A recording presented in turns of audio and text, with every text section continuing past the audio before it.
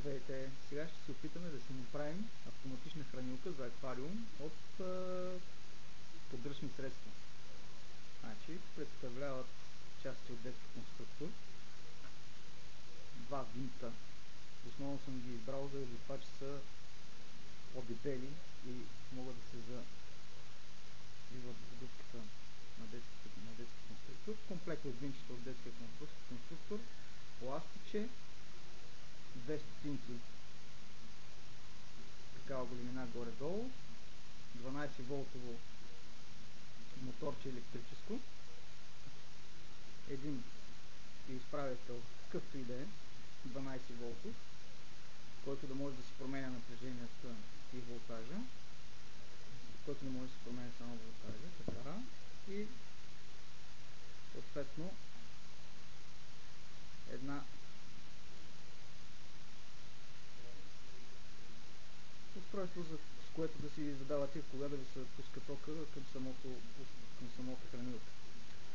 И така, първо ще сглобим частите от детския конструктор, така че да може устройството, с което ще ги храним. Фактически съм избрал една празна опаковка от солница. Както виждате, една обикновена солница.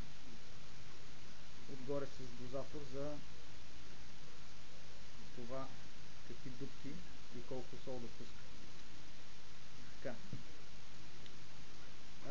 Първо започваме с сглобяването на част от детския конструктор. Ето, значи сглобяваме частите.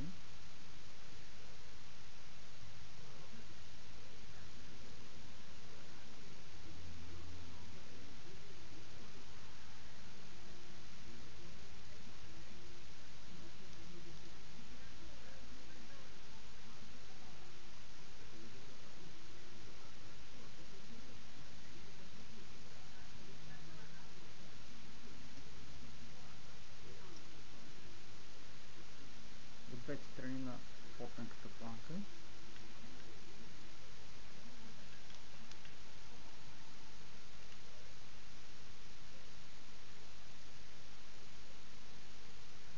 Сега ги завиваме само така на ръка, след това ще ги пристегнем, за да може конструкцията да е стабилна.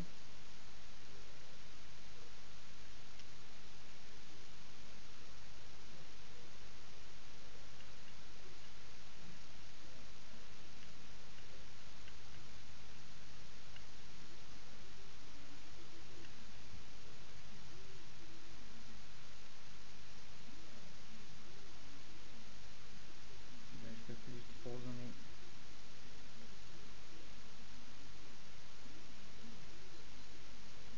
това за завиването от самия конструктор.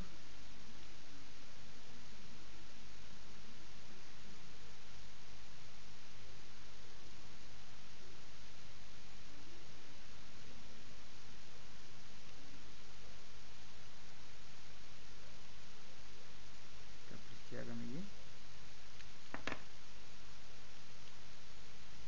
Не е нужно чак толкова да се престараваме. Ще трябва да ползваме твърдо.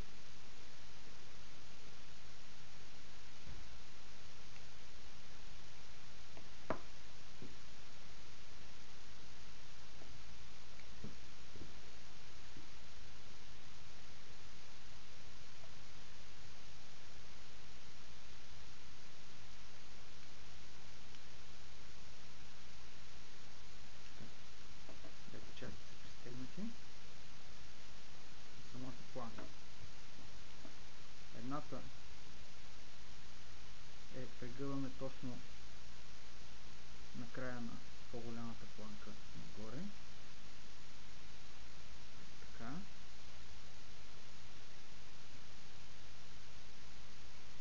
По този начин.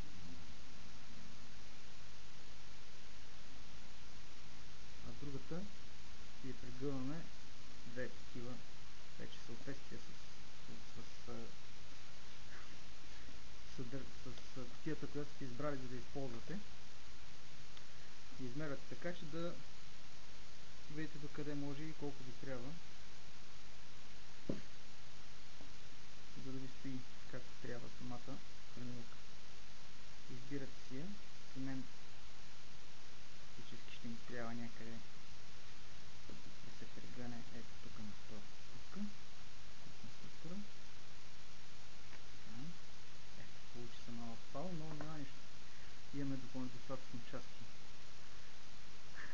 от конструктора, за да заменим.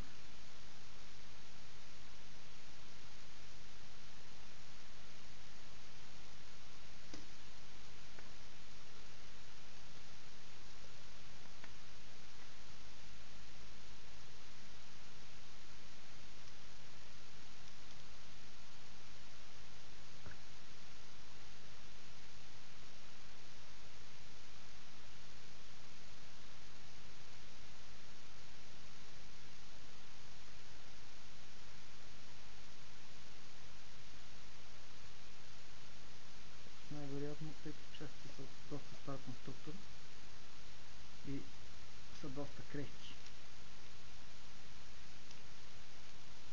Вие може да използвате всякакъв вид планки, откъдето и както ги намерите, така че да могат да служат като поддържаща конструкция